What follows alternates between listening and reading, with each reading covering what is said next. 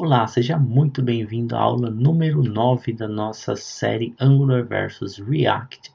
E nesta aula nós iremos configurar as URLs e o módulo de rotas do React na nossa aplicação. Nós vimos como fazer isso no Angular, agora vamos ver aqui como que é feito isso no React e comparar ambas as implementações.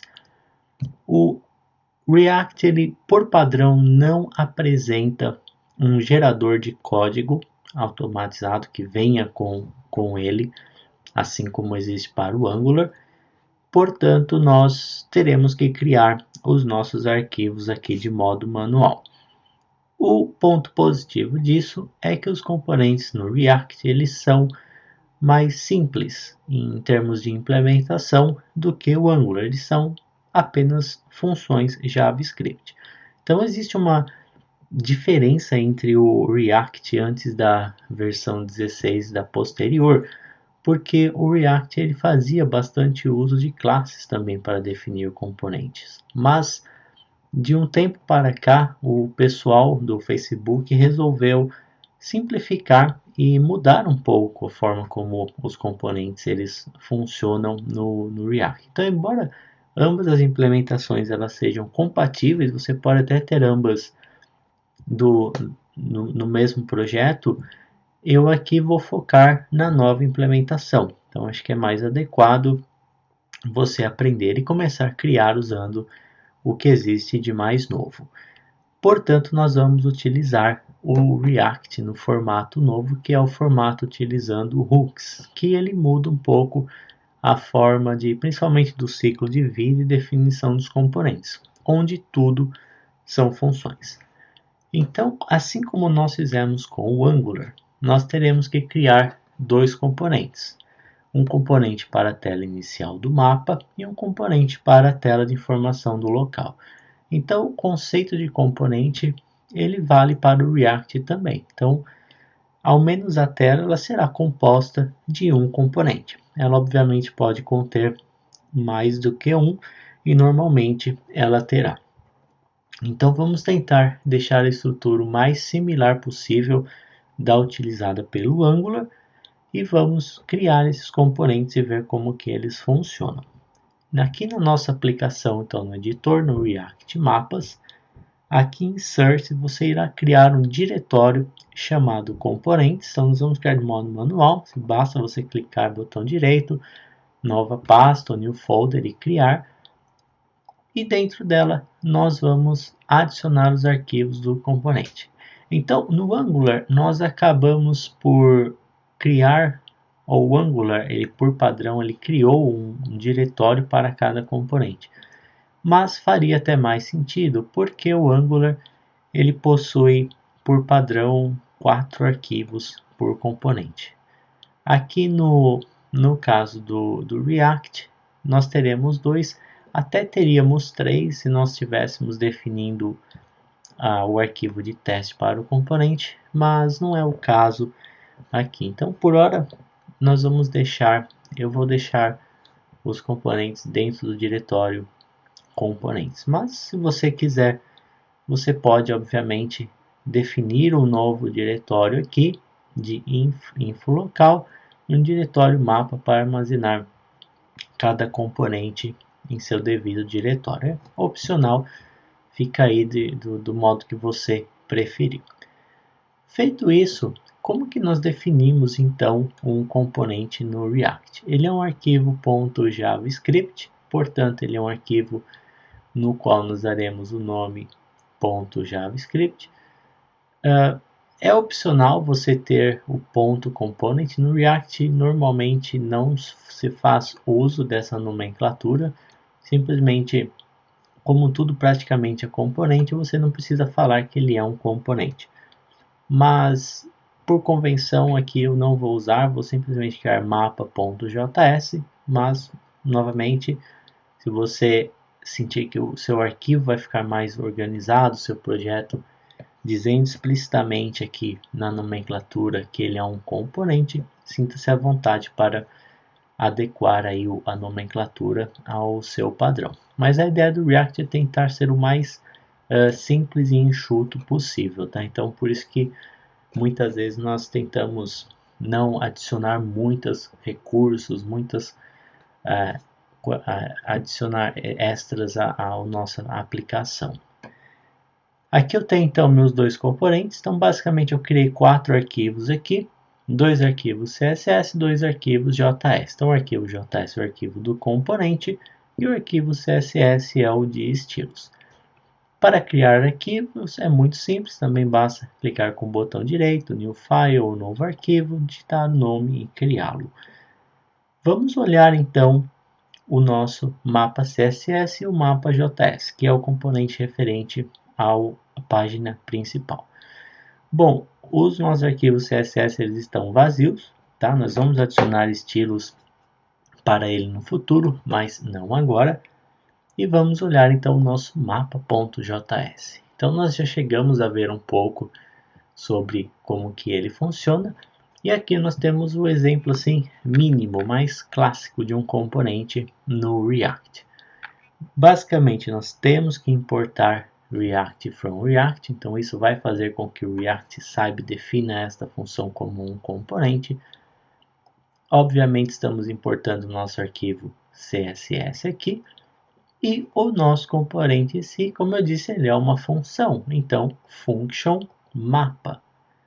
E essa função, ela necessita apenas de uma coisa, que é retornar o que será renderizado na tela. Daí o return com o nosso HTML aqui no formato JSX.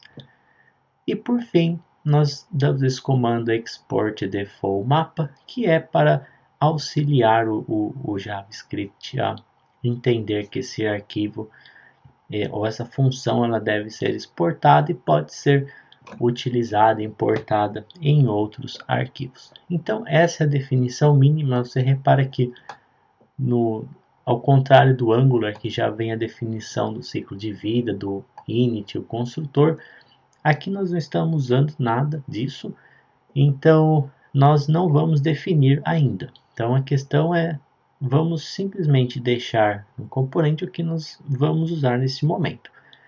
Na hora que nós precisarmos definir ciclo de vida, aí nós vamos adicioná-los.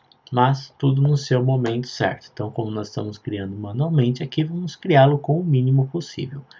E ele vai renderizar uma mensagem na tela da mesma forma como nós fizemos com o Angular. Então, componente mapa. Se nós abrirmos o infolocal.js, nós temos aqui a mesma coisa. Importamos o React from React, adicionamos o arquivo CSS e criamos uma função chamada infolocal. Esse props aqui acho que ficou a mais, vou até apagá-lo. Acho que o mapa ele nem tem, o mapa não tem. Que lá é um outro recurso que nós vamos ver mais adiante. Então, somente a função infolocal que retorna o HTML a ser renderizado, componente infolocal e export default para ele poder ser importado e utilizado posteriormente. Feito isso, nós temos dois componentes e agora, conforme do mesmo modo que nós fizemos com o Angular, nós vamos configurar o módulo de rotas. Então, no Angular, nós havíamos selecionado ao criar o projeto a opção para incluir por padrão o recurso de roteamento. No React, não, ele não tem essa opção e, na verdade, esse novo React com hooks, ele nem tem um suporte padrão de rotas, pelo menos até o momento da gravação deste vídeo, mas existe uma biblioteca externa que ela faz o uso e adiciona essa implementação para nós de um modo bastante simples e elegante. E abrindo aqui o nosso navegador, o nome desse módulo se chama React Hook Router, então é um módulo de roteamento para o novo React que utiliza hooks, que foi, como aqui o nome diz, testado a partir do 16.8, que foi ali aproximadamente quando o React com hooks, esse recurso foi lançado. Então esta URL, github.com/tron/hookrouter. Aqui tem alguma documentação, você pode, se quiser, olhar e ver, mas basicamente é instalar este módulo e fazer o uso do React Hooks. Então, ao invés de ficar lendo isso, você pode ler depois. Vamos direto ao ponto, fazer a implementação. Como eu disse, nós temos que instalar então esse Hook Router. Então nós vamos ter que voltar aqui a nossa aplicação no diretório raiz dela e digitar o comando npm install hook. Deixa eu confirmar se é Hook Router. Hook Router. Eu vou dar um --save para ele armazenar essa informação no nosso package.json. Então, obviamente, ele vai fazer o download e a instalação deste módulo no React. E aí nós seremos capazes de fazer o uso. O uso dele é bastante simples, tá? Então eu posso até, enquanto ele instala, abrir aqui a documentação e ver aqui um exemplo muito simples. São basicamente 3 passos. O primeiro deles é importar o módulo do Hook Router, que é esta função também, pois tudo é função no React. Então, use routes.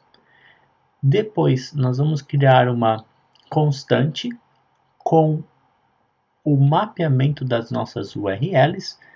Então, segue o mesmo padrão do Angular, só que ele é um objeto um pouquinho diferente, porque ele é basicamente o path. Então, você tem aqui o /about, /products, que recebe uma função. Então, ele recebe aqui uma função anônima, que é uma função que ela é definida em tempo de execução. Ela não tem um nome, por isso que ela é chamada anônima. E ela retorna o componente que deve ser renderizado na tela. Então, nós teremos que fazer exatamente esses passos no nosso código. Vamos importar o use routes. Teremos que importar o componente, obviamente ele não fez a importação aqui. Depois nós iremos definir o roteamento e por fim, no nosso componente principal, que é o nosso componente da aplicação, nós retornaremos esse use routes, que foi importado aqui, com essas rotas e estará tudo correto. Então, somente para olhar aqui, então a instalação ela já foi feita. Então vamos voltar ao nosso código. Se no nosso código você olhar para o arquivo package.json now, agora você verá essa indicação aqui, Hook Router, que foi instalada, a instalação feita agora. E onde definir então essas rotas? Bom, nós temos o nosso arquivo principal da aplicação, esse app.js. Então nós poderemos utilizá-lo para definir o roteamento diretamente nele. Em casos mais complexos, onde você tenha muitas rotas, você pode começar sempre a extrair, criar arquivos, pode criar um arquivo simplesmente para o roteamento, algo similar com o que tem no Angular. Mas no nosso caso, somente 2 rotas para a aplicação, para deixá-lo do modo mais simples possível. Então, focando no quesito do React de simplicidade e praticidade, nós vamos adicionar aqui. Então, vamos abrir esse arquivo app.json. O que não está comentado aqui no código é o que nós tínhamos, é o que você deve ter aí na sua aplicação, se você estiver acompanhando o curso desde o início. Nós temos um componente padrão. Como então nós vamos usar este componente? Então você lembra dos passos. Primeiro passo, importar o use routes do Hook Router. Então fizemos a importação aqui. Segundo passo, vamos importar os componentes que nós iremos utilizar no roteamento. Então fazer a importação aqui do mapa. Então import mapa from ./components/mapa e vamos importar o info local de ./components/info local. Então temos os componentes, Agora vamos definir as nossas URLs, os nossos paths. Para isso, nós usaremos aqui este bloco, que é o const routes. Então, da mesmo formato do que nós usamos no Angular, aqui nós definimos o barra. Eu acredito que, eu não tenho certeza se somente o espaço funciona com o React também, provavelmente funcionará, mas eu seguindo o próprio exemplo que está no site oficial, eu adicionei como barra para representar a página inicial. E definimos essa função anônima, que ela não possui nome, que ela retorna um mapa. Então, assim como o Angular, o React também, cada uma daquelas funções que viram um componente, ela se torna uma tag HTML. E a segunda URL, que é o infolocal, então infolocal barra /latlong. Então, novamente, esses dois pontos seguem a mesma convenção que o Angular também usa para valores dinâmicos. Então, esta URL aqui, ela será dinâmica e nós faremos. Na verdade, o React ele já pega aqui em tempo real esta informação. Então, quando nós criamos a nossa função anônima, nós utilizamos essa convenção aqui com chaves e o nome que temos aqui sem os dois pontos. E o React já nesse momento já vai nos disponibilizar este valor.